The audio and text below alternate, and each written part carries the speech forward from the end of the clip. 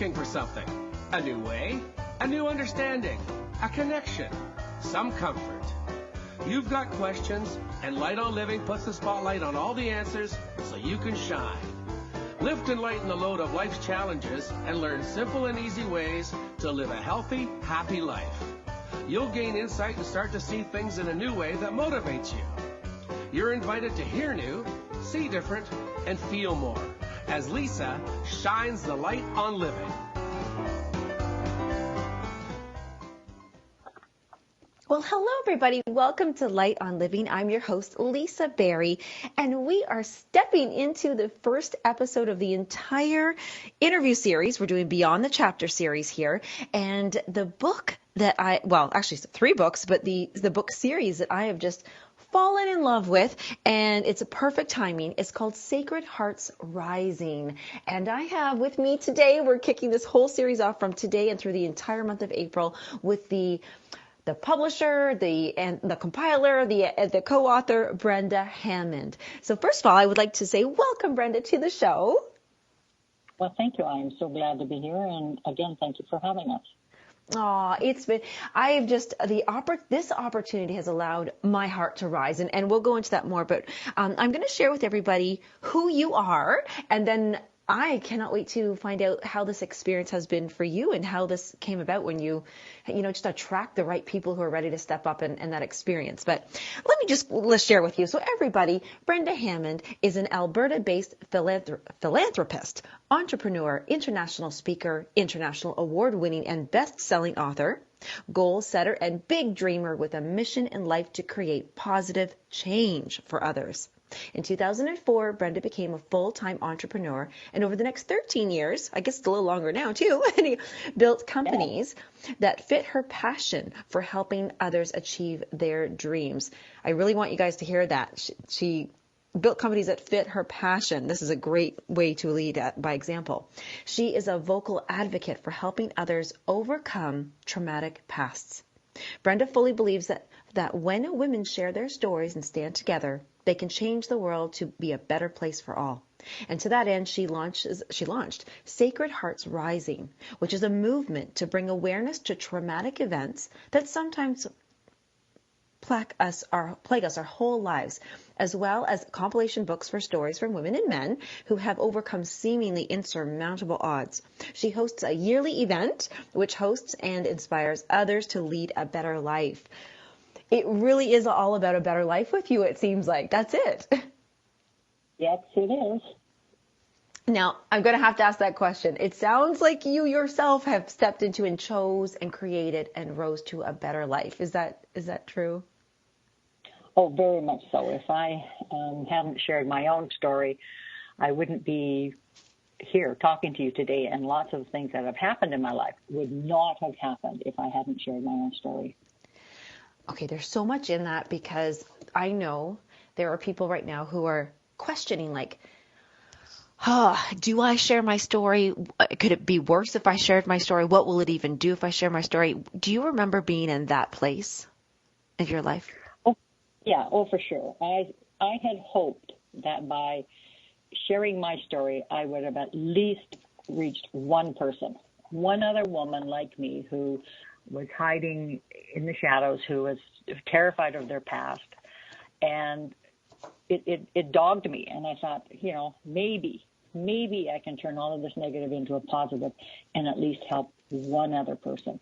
And that was truly my goal, was to try to help one other person. I find that so beautiful, because you really were in it, and we can talk a little bit about it however much you want to share, but you were in a bad place, but yet you were thinking about others. That's so loving, so compassionate at that time. Where did that come from? Well, I had, for over 40-some years, I had let my past dictate my present. And anytime anything happy was in my life, I would get a mini video clip of a certain scene that happened. And it didn't matter when. It just constantly came day in and day out. On my wedding day, when I gave birth to my daughters, any time it would just pop in with no warning. So I was literally constantly living in the past. And I had to figure out how I could stop that, how I could take all of the negativity and turn it into something positive. And that's when I decided to share my story and say, okay, enough is enough. I can't do this anymore. Wow. I'm trying to think of, and you're right. I love that you said that. It's like a movie clip that kind of pops up and out of nowhere and at the most precious moments, really, too. Like you said, getting married, giving birth. I mean, we don't want those bad moments or those things that we have fear around to show up then. And okay, this is awesome. Oh my gosh, I'm trying to imagine. So I'm trying to figure out, okay, if I had a moment like that, which I'm sure I do, how would I have that courage to know? How did you know that by sharing? Did you know how to share it? That it was safe? No, I didn't. Oh. And it all started because when my ex-husband had died, I was blamed for his death, and that's a whole different ball game there. Yeah. So I went to my doctor and I said, I think I'm going crazy, because I would hear things banging in my apartment, and I would hear noises all the time. And I mean, we were divorced, and we were divorced for a very good reason. But he had stalked me when I was alive, and now it seemed like he was stalking me now that he was dead. So I went to the doctor, and I thought, I'm going crazy. I need help. And I thought they were actually going to commit me. I really did. And wow. she sent me to a grief counselor who started talking to me, and soon realized that there was more than what was going on that I was willing to talk to her about. So through that process, we did what is called rapid eye movement therapy. Oh. And what that does is it kind of takes you back and it takes you back to your childhood and things that were going on. And I couldn't actually speak the words. So she suggested that I start writing and journaling to get it all out. So I thought, this is just going to be like, a couple pages and it's going to be done. Well, 600 pages later. Oh my gosh. Wow. I was in getting it all out. And she said to me after, she said, what are you going to do with it? I said, I don't know, maybe one day I'll publish it. And I set it in my closet, and it sat there for 14 years. Oh my gosh. Oh, that shocked me. Oh, wow. 14 years. 14 Did years. the writing of it, though, just getting it out, kind of like when they say, you write your goals out, you put them on paper, did that change something inside of you? It certainly did, and it made a huge difference just getting it out. But for me, and I think for the purpose that I had in my life, it wasn't enough. And then I met a lady who said, "Oh, you have a story to share," and I said, "I do not." She says, "Oh, yes, you do." So, I never met this lady before in my life, but anyway. So I thought, well, maybe that is it. Maybe I'm supposed to actually share this.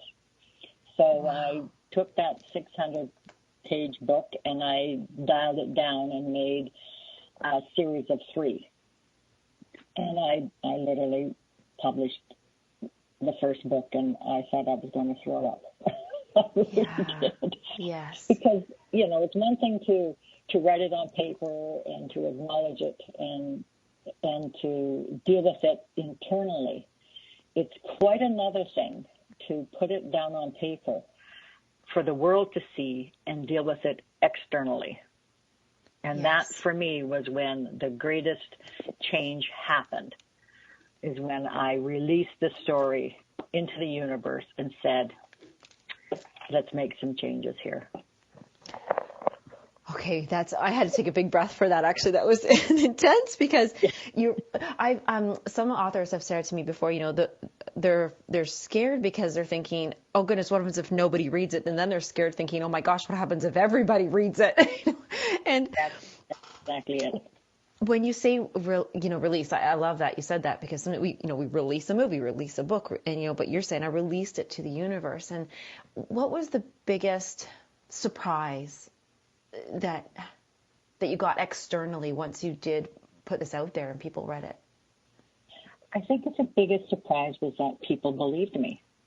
Oh. I mean, it wasn't just me and my memories, because when you've been sexually abused, and your perpetrators certainly don't want you to out them. So it's always been your fault, or you're just making it up, or, you're just trying to get attention. All of those classic things that people say to you when they don't want you to tell the truth, or to tell your truth, or to release their dirty little secrets that you've been burdened with your whole life. So yes, the surprise was that people believed me.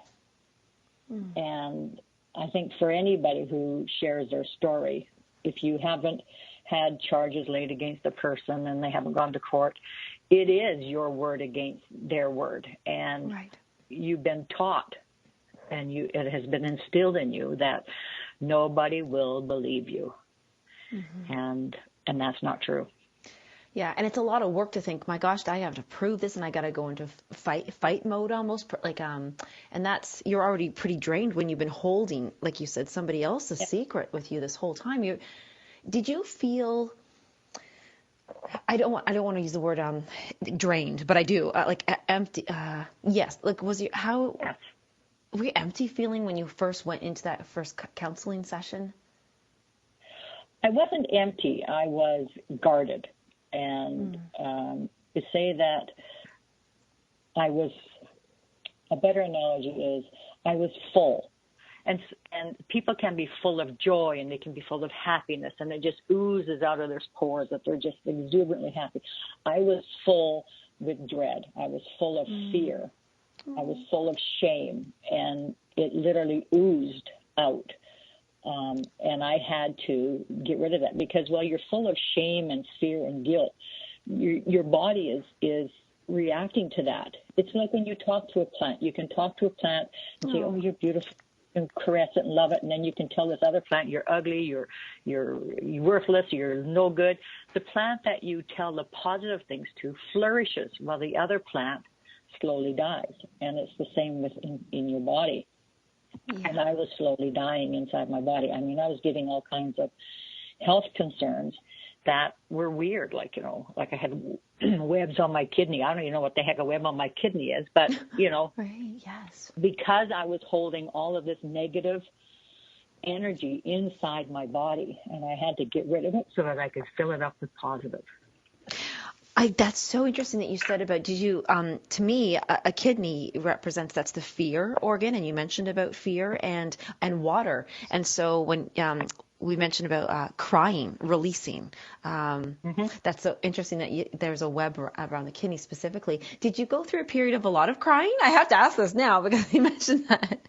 Were there tears? Were there anger? What emotions, what did you go through? I didn't go through a lot of crying. I went through a lot of standing in front of the mirror and looking at myself and saying, "You matter, and I believe you."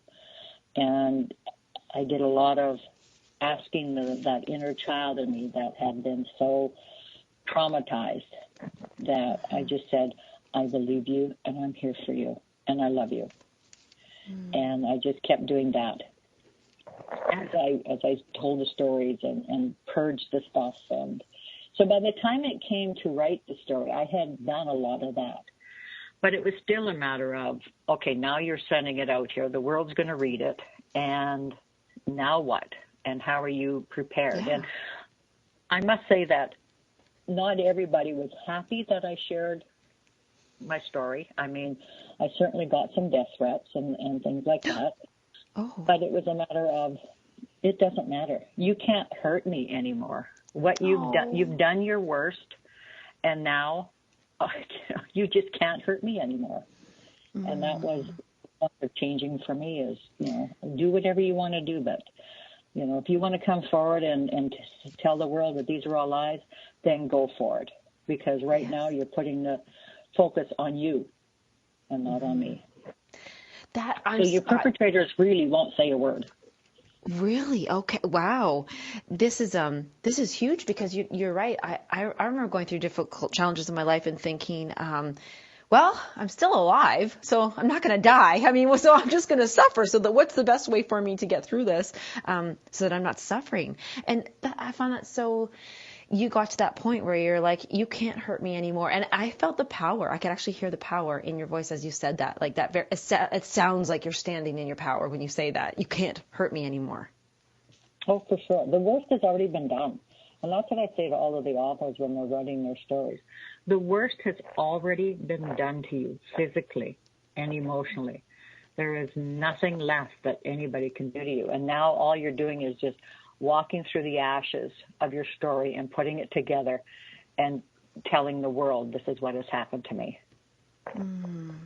Walking through the ashes, that's quite the image. I love that you said, too, the worst has been done. It can only get better, which is, I feel like that's where the Sacred Heart's rising from the ashes. Oh, my gosh. Yes.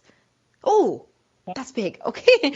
Actually, I know we've got about 20 seconds before commercial here, but when we do come back, that's actually something I would love for you to share with the listeners is that process of being there for these people, these women, these men sharing their stories as they do walk through the ashes, and how that looks, and how were you able to be there for them? How did they go through that? So everybody hang tight. We're going to be returning as we continue the series here with Brenda Hammon, and the series is Sacred Hearts Rising Beyond the Chapter. So stay with us and come back.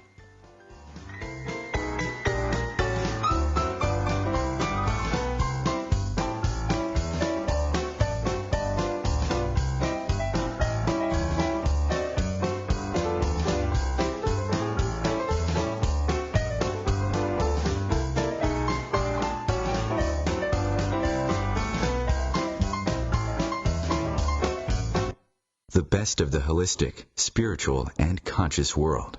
OMTimes Radio. IOM FM. Being a radio host on IOM FM allows you to build your show on a rich platform with the power of the internet to fulfill your outreach goals and connect with a very specialized and global online audience, unlimited by time and distance. OMTimes Radio will provide you with web relevance, a recognizable conscious brand, and with the standard of excellence that has accompanied every single OMTimes endeavor. Host your show with OMTimes Radio Network. Have you bought into the idea that you have to work hard for your money, that business is hard? I will share some dynamic access consciousness tools to get you out of your own way so you can create a business that actually succeeds. Join me, Simone Millisers, on The Joy of Business at 4 p.m. Mondays Eastern. Hi, it's Olivia Munn with my shelter pets, Frankie and Chance. Say hi, guys. When I adopted them, I discovered that they both have incredible personalities. Chance's sole purpose in life is to love and to be loved. Frankie is a little bit of a scoundrel and always entertaining. They're a little bit of a lot of things, but they're all pure love. Adopt Pure Love at theshelterpetproject.org. Brought to you by the Ad Council, the Humane Society of the United States, and Maddie's Fund.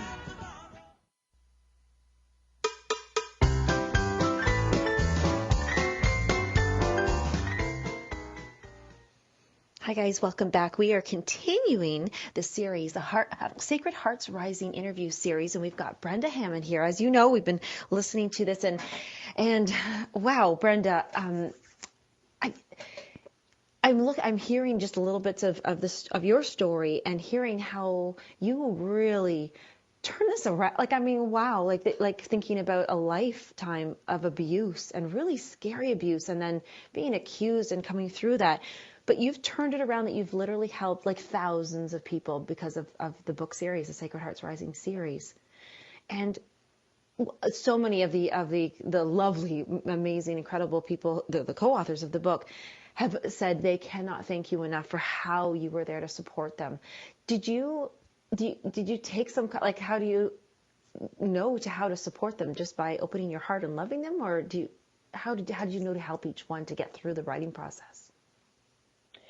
I think the important part was that they had to decide for themselves that they wanted to have a better life. I mean, the old analogy, you can drag a horse to water, but you can't make them drink. It's the same with people sharing their stories. So they had to be willing, number one, that they wanted to share their stories and to move past it. And once they were able to do that, and once they were free to do that, then I think knowing that I had done it myself, and they had, a lot of them had read parts of my own story, that gave them the courage to then step forward. And I think it was the fact that I heard them.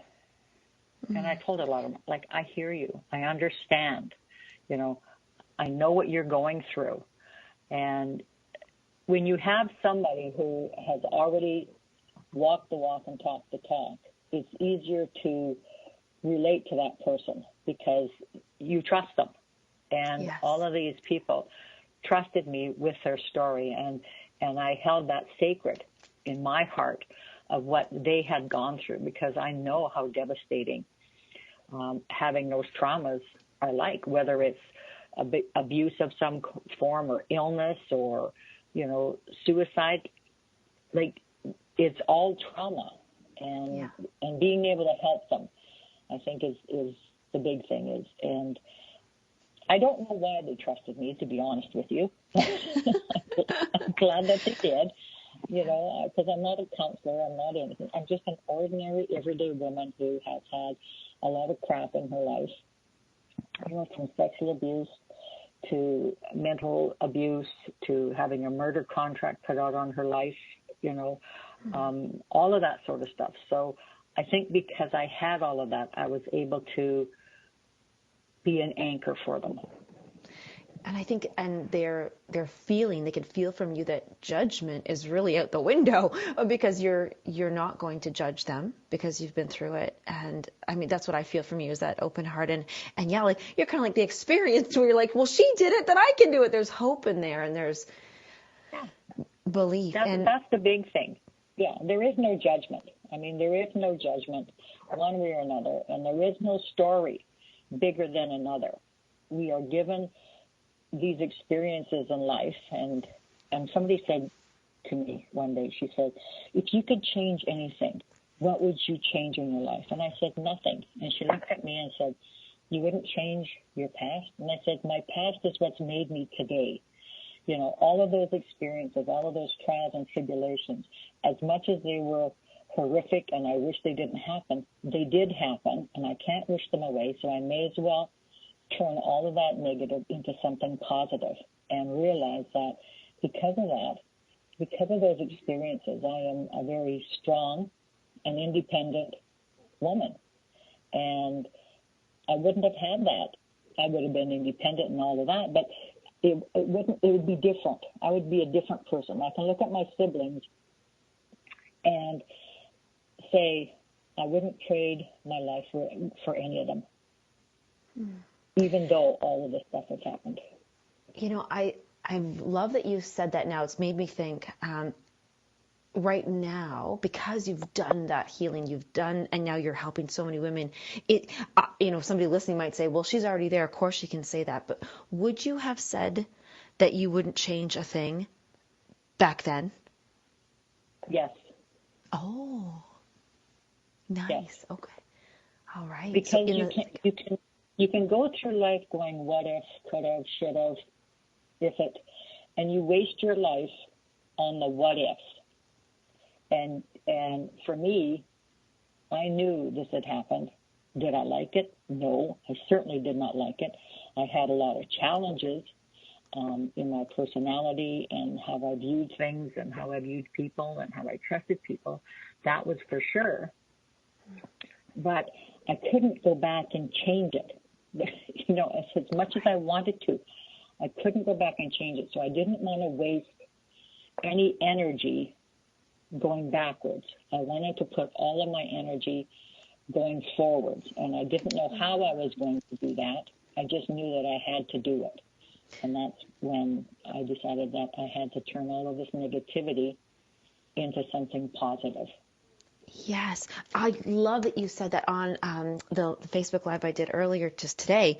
I literally said that, you know, if we want to make space for our hearts to rise, it's not about looking back. Like, you can't, because then your focus goes right back there. You can only truly look on the space you want to create, the life you want, the better life that you want to have, so that you can move forward. And I love that you just said that. It's no matter if the listeners are sitting right now in what they think is the worst time of their lives, we can't change it, so don't get stuck in there. Yeah, don't dwell in the past. Don't live in the past. Live in the present and live for the future. Yes, I love the live for the future, and that's like right now a lot of people are thinking, well, what future and what does it even look like? And so you didn't know what well, wait, no, maybe you did. Let me ask you. Did you know at that time when you made that decision, I want to look forward, I want to move ahead, did you have any kind of vision of goals or expectations or what you were working for, or just better? No, I had no idea. All I knew was that it had to be better than where I was at. And anything that I did would be better than where I was at. It was as simple as that. Right. Nothing can get worse than this. And I mean, even with the crisis we're going through with the coronavirus, this is just a time and a phase in your life where things are happening, and we will get through this, and we will get through the other end, and we will be better for it. And why will we be better for it? Because right now we are spending time with our families. We are rediscovering who our children are, who our spouses are. We're not spending money on things that we don't need because, only the grocery stores are open, so you can't go out and you can't buy stuff. So, bank accounts are not being depleted on unnecessary things. And relationships are being strengthened, hopefully. Or you're realizing that, we need to do some clear working on this relationship if we're going to survive. So I think when this is all done, we will be better people for it. And our relationships and our families and our friends will be better people for it. Yes. And as you say that, I'm, really focusing in on that. It's that strengthening of relationship with ourselves and with the people that are so close to us in our space, because now we're present, we're more present, and we're not relying on, buying so many external things for distractions and enjoyment.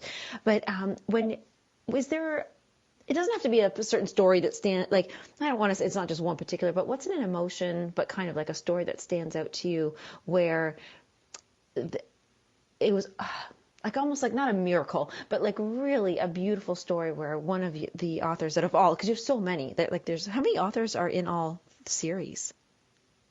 How many authors? We've got well over 60 some authors who have, and some of them have shared in more than one book, because we all have more than one story. So we are well over 60 authors, and we have probably, I would say, probably about close to 70 different stories. Wow. So if I had to choose one person that I know that has made a fundamental change for that person, would have been Elizabeth Gagnon. And Elizabeth started following me after I released my book, Hear Me, No Longer Silent. And she had reached out to me through the internet about sharing her story in the first Sacred Hearts Rising book. And we chatted, and I just said, I hear you, and I believe you. And that did it for Liz. I mean, that was the first time in her life somebody had said, I hear you, and I believe you. And, that was a transformation for Liz, that's for sure. And I mean, she's written in all 3 books, different stories in each book, and Liz is working through her own journey and her own story, that is for sure. And I mean, this isn't a quick fix.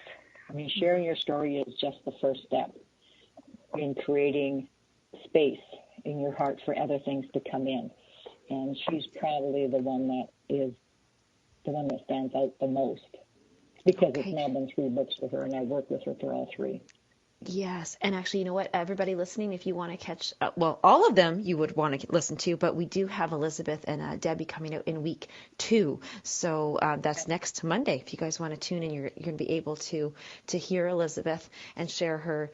You know what it is? Each interview, we actually go beyond the chapters, what I say. So you still have to buy the book, guys, and read the stories, but we get a little bit more personal not personal, but just beyond the chapter, beyond that story. Yeah. And Yeah. you know, I love that you said writing the chapter is not it's the first step, but there's so many more after that. And it's so perfect that you said writing the story is actually how we can make space for healing to happen.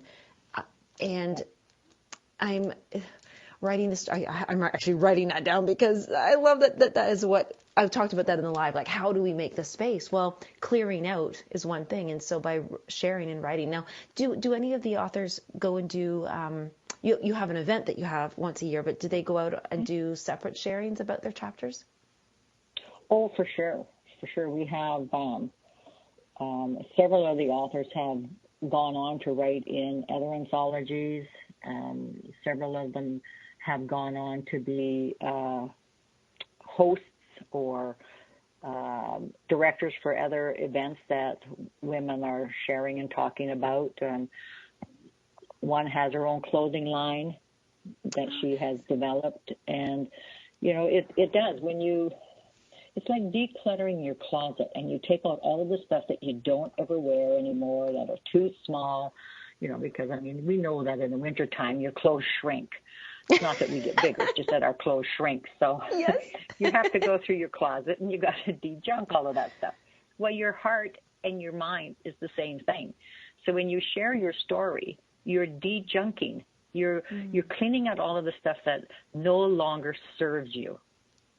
And when you do that, as you're taking that out, you're able to put in new things that do serve you. And when you share your story, you're removing pieces of that stuff out of you so that new stuff can come in and new experiences and new opportunities can come in. Because while you're hanging on to that story and living in the past, you can't move forward. Right. And, you know, we actually operate from those old stories, right? So I guess do you notice that we fundamentally, I like that you use that word, once we release that story, share the story, or heal that story, that we start acting differently, like making different decisions? Oh, yes. Yes, for sure.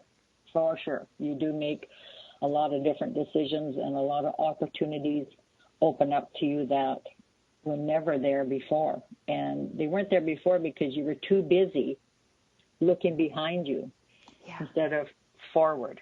So everybody comes to that cross in the road where they can say, well, do I want to share this story or not? Because this is the road that I'm on, and this is the road that I know.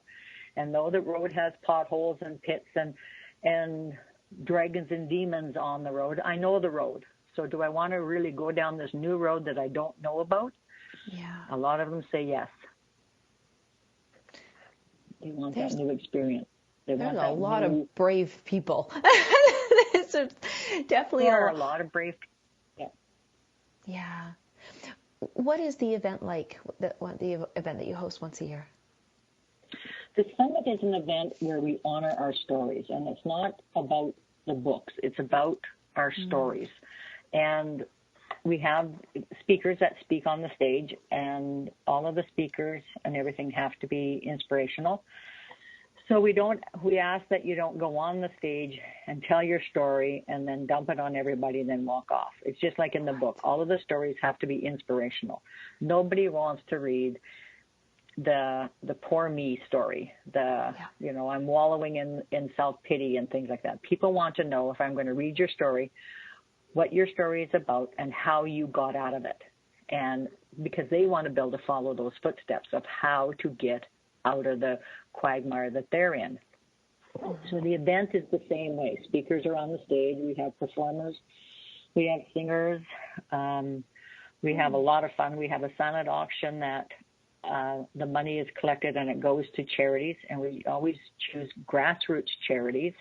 We want to send the money to places where we know the money is going to be fundamentally given directly to the people that it is a need, instead of to administration and organizations and things like that. So we pick grassroots companies for that, and we try to give locally to anybody that requires the money for shelters and things like that, or whatever is required there. And we give to an orphanage in Mexico.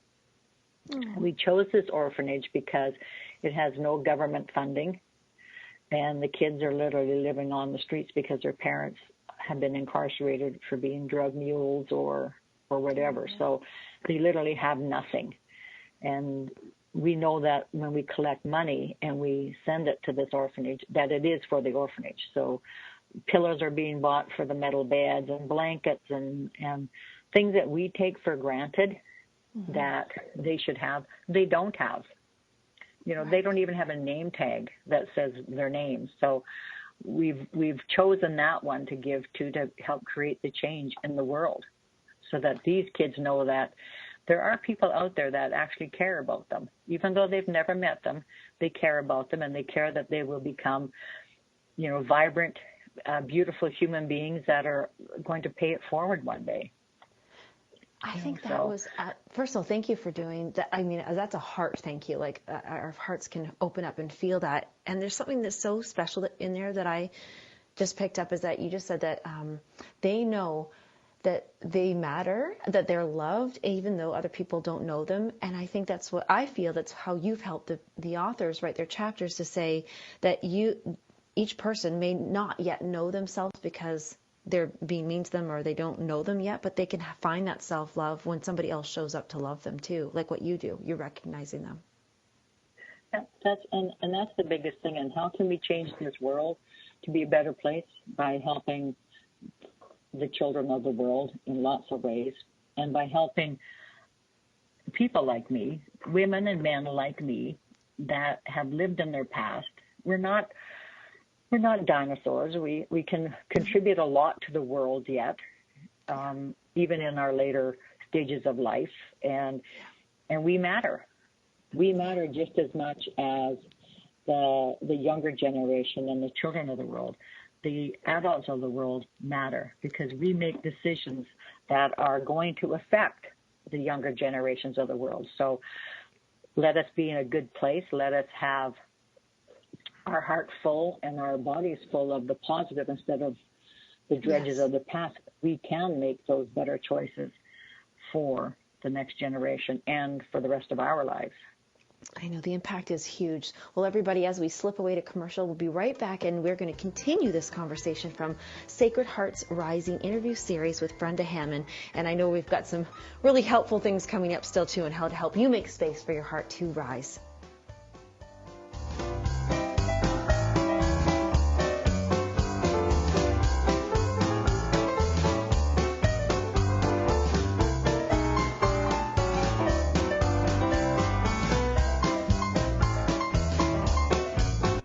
The best of holistic, spiritual, and conscious world. OMTimes Radio. IOM-FM. OMTimes Magazine is one of the leading online content providers of positivity, wellness, and personal empowerment. A philanthropic organization, their net proceeds are funneled to support worldwide charity initiatives via Humanity Healing International. Through their commitment to creating community and providing conscious content, they aspire to uplift humanity on a global scale. OMTimes, co-creating a more conscious lifestyle. Mind connected to the heart, connected to the love, connected to the soul. I'm connected to you, connected to me, connected to us. The Connection app, the perfect way to get to know your partner, yourself, and love more deeply. Download and join today.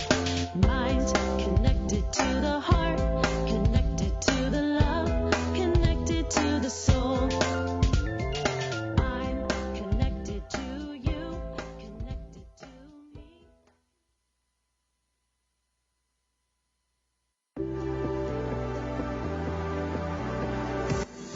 Hi, this is David Strickle. I'm excited to share my brand new show, The Stream of David Live, right here on OMTimes Radio. Each week I'll have exciting guests, and I'll channel the eternal wisdom of the stream, a group of non-physical entities whose teachings have transformed lives all over the world. So join us for an uplifting hour each Monday at 5 p.m. Eastern. That's The Stream of David Live right here on OMTimes Radio.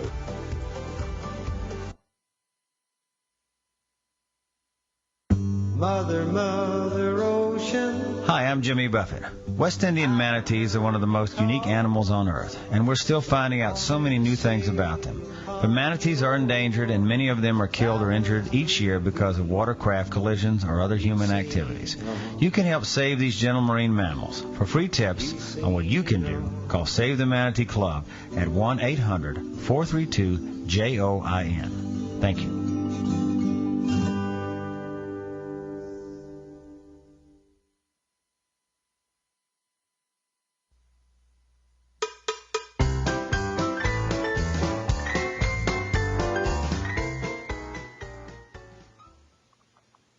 Well, I'm so glad that you guys are here with us on Light on Living. I'm your host, Lisa Berry, and I am here with Brenda Hammon as we are really having this, I think, this great conversation about what it takes to, yes, have your Sacred Heart Rise, that's Sacred Heart Rising series, but to make that space. And, I'm listening to the commercials, Brenda, and, I'm having those clips go through, flash back into my mind. And my personal question is, I've been in abusive relationships before, and I remember the one thing I kept saying to myself was, I won't be here forever. I know it. But I just didn't know when or how I could leave or be free or do whatever. And it probably took too long. I don't know. Do you believe that, I guess my question is, I knew that I just wasn't going to be there forever, but I was scared to leave. So how do we know when we're really truly ready or not ready, or is it fear holding us back? I think for me, in my relationship, and I'll give you just a tiny background. I mean, I was abused when I was a child, sexually abused. And then I married a man that I thought was going to be there to protect me. And he knew, because I had told him that I had been abused. And because I felt that because I was abused, I had a black stain on my soul. And I told him, I says, well, do you really want to marry me because this is what's happened to me? And, and I would have to wear black wedding dress. And, it had really affected me in that way. Yeah. So he said yes, and we got married. And little did I know that he was probably a little bit of a psychopath, would be an understatement. But we stayed married for 21 years, and he never once hit me, but he was very emotionally and mentally abusive. And I knew that through all of his cheating and his lying and things like that, he kept saying, well, you have no proof, you have no proof. And at that time, if you wanted to get a divorce, adultery was one of the big things that you could get a divorce on. And if you didn't have proof, then you couldn't prove that. So over the years, I just kept watching and knowing things. And then when I tried to leave, he stopped the Greyhound bus that I was on and dragged me off by my hair, and nobody stopped him. Oh. The bus driver never stopped him. Nobody stopped him. So I knew that there was nobody out there that was going to be able to help me. I mean, my parents didn't know what was going on. His mother was very much like him, so apples and trees, that old saying. Mm-hmm. So I had to, probably when my girls were in grade 10, and I had got all of the information again that he was cheating, and he was phoning the 1-800 sex lines and visiting prostitutes and things like that. I just looked at him one day and I said, in 2 years, I'm gone. Oh. And that was it. Nothing ever was said again. And those 2 years went by, and I planned my escape because I knew that our daughters would be 18, so there wouldn't be any custody battles. Right. And I literally worked that way. And I got a job, and I had 3 horses in training at the time that were probably about 7 hours away from where I lived. So I would go on the weekends and ride the horses, each of them 3 times. So I'd ride Friday night, and I would ride 2, and then I would ride 3 on Saturday, and I would ride again on Sunday before I drove 7 hours home. Mm-hmm. So I said to him, I said, maybe I should probably move closer to where the horses are, now that the girls have graduated. And he said, yeah, sure, because he was, again, traveling and seeing all of his women that he was seeing, so it was fine with him. He thought that we were still going to stay together. But yes. In my mind, there was no way in hell that this was ever going to happen. So once I got out, and I had bought secondhand furniture, so all of the furniture stayed in our house for our daughters. And I literally just bought the secondhand stuff. And I had a mattress that sat on the bed, on the floor. That was my bed. And that's how I escaped. And then probably about through the winter, the following spring, he announced that he was moving in with me. And I just said, no, you're not. And he came to my apartment because now I lived where the horses were. And he insisted that he was going to move in with me, and he stayed the night because there was no way I could get him out. And he crawled into bed, naked, and I laid on the bed with my clothes on. And I thought, this is not happening. I am not allowing this to happen. And in the morning, he finally left.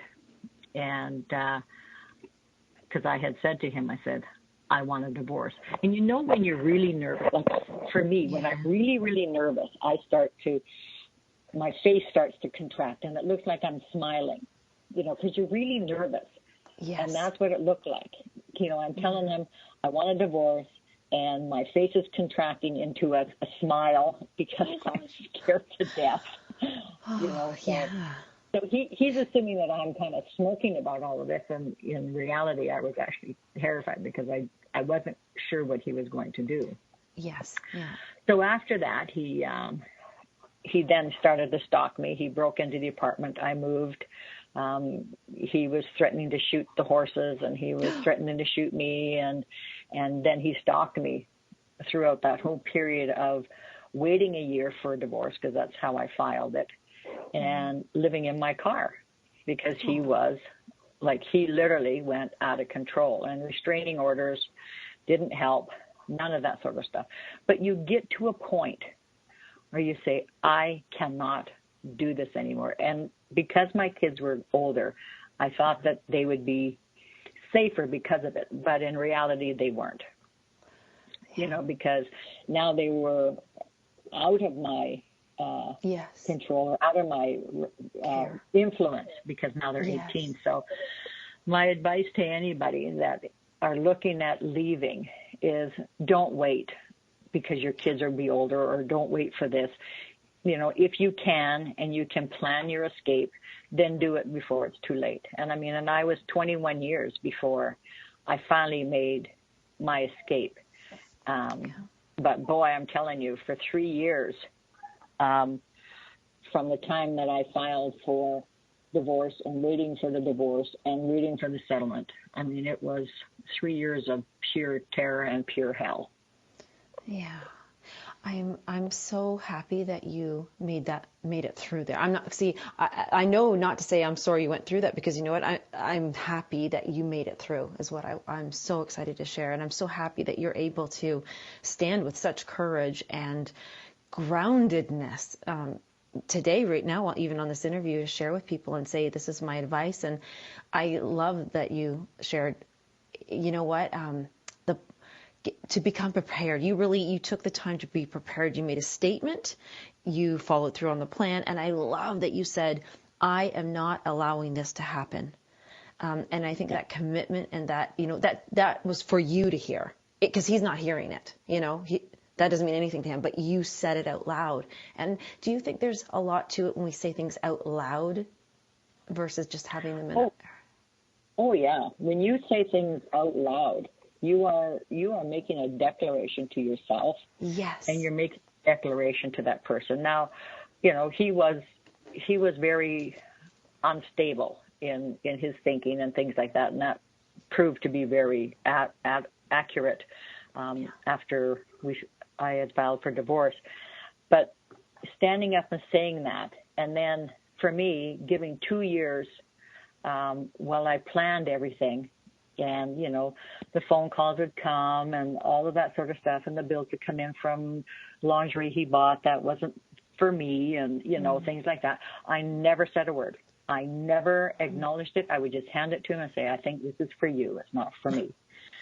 You know, and I just kept doing that. And because I didn't say anything, because I didn't rag on him or I didn't do any of that sort of stuff, then he assumed that she forgot about it. Oh, I have whipped her into shape and now I can do whatever I want and there's nothing she's going to say or do about it. Like, you know, ha, ha, ha. Well, little did he know. Yes. Little did he know. Yeah. And, you know, for me, that's what I had to do. Like, you know, it was over. It was the day that I said that I was leaving in 2 years, like it was done. Yes. So I didn't need to correspond with him anymore. I didn't need to make idle chit-chat. I didn't need to make his life, you know, rosy as the good wife. I just went on with my life, even though he was still living in the same house. I love that. I love that you said the word declaration. You declared your freedom and ownership of yourself. You declared that. That's so powerful. And I that's what I really want to highlight right now is not just, yes, for the listeners right now, what would you like to declare? What is it you want your heart is saying? I want to declare this so that my heart can rise, and to share with you that we've got like 8 more authors, co-authors of these series coming on to share with us what they have declared, what they declared back then, and then how they got through it. And I'm so excited for everybody to keep joining and listening to this, Brenda, because, you know, you've really created something special. And this particular group of authors really feels your support. And I can honestly say that you're right. Every one of these authors said that Brenda heard me and believed me. And that's quite that's an honorable thing to really have a lot of people, so many people say about you. And yes, it is. I'm honored. Yes. Yeah. And I would love to say, are you on the I call it a business sense, but I guess it is. You get to do, like you said, you started businesses that, you know, are in alignment with your heart, that fit your heart's purpose. So you are compiling, are you still collecting, and people can reach out to you with stories if they would like to share a story? Yeah, we're still compiling. I mean, book number 4 will probably not go ahead for a couple of years. Yes. We'll just be waiting for authors who want to come on board. We have lots who say, yes, I want to, and then they back away. So as a business, I have to be very careful. So, because, you know, you have to have so many authors for each book in order for the book to be able to be successful. And I want every book to be successful. I want every book to be a bestseller or an international bestseller, because that is helping those people that have shared their stories, because now they can say, I'm an international or I'm a best-selling author, and it gives them power.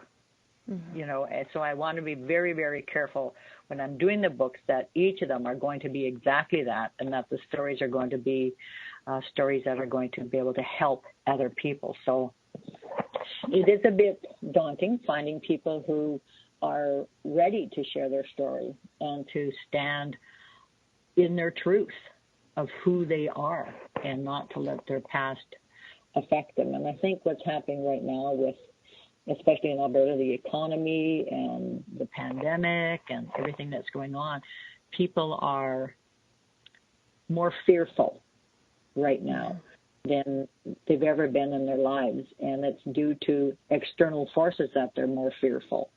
So once that gets over and done with, and the earth starts to settle down and people start to settle into their groove again, then we'll look at doing another set of books. Does it harm? We're going to do number 3, and then if people are reaching out to me, certainly they go onto the list of people who want to share their stories. Does it harm the healing for a person to write a chapter anonymously, or do you recommend people, even if that's as best they can do, or to say no, you're not ready then yet? No, people can write anonymously. I mean, everybody has a different reason why. And when I wrote my books, I wrote the first book in my married name because nobody knew who I was. In my married name, in my second marriage. And I changed all of the people's names and relationships, you know, because I had incest also. along with sexual abuse from an outside person. So I changed all of those things, not to protect them, but to protect the innocence of their families. So if somebody wants to write as an alias, then they have to, writing as an alias is good and bad. And when I wrote as in my married name, it wasn't as powerful for me as when I wrote in my maiden name, which is Hammon. And because that's who I am. That's fundamentally who I am. So if somebody wants to write it an alias, then they have to remain that alias, and then nobody will know who they are. Right. So they can write as an alias if they want, but in the long run, who are you? Yeah. Like, really, who are you? Yeah. And I often say you need to stand in your power and write in your married name or write in your maiden name. And a lot of them have written in their maiden names. Mm-hmm. And they've changed the names of the people in their stories. Okay. But, and I write that in all of the books. I say the names may be changed and places may be changed, but what has happened to each of these people has not changed. Yes. It's irrelevant if I lived in Ohio or Timbuktu. It's irrelevant where I lived. Yes, I'm so glad you shared that. That makes a beautiful invitation, and I hope that everybody reaches out. We're going to be putting all the links on the Facebook, so if anybody listening to the show wants to get in touch with Brenda or be a part in some way, buying the book, Sacred Hearts Rising, the whole series, then thank you so much. Thank you, Brenda, first of all. I know time went by so fast, but thank you, Brenda, so much for sharing not only this hour with me, but with all your co-authors for the next month. Well, thank you for having us, and I was so honored that you asked. So thank you. Oh, thank you. Everybody go get the book, read the stories, open your hearts, let them rise, and see if it's maybe time that you shared your story.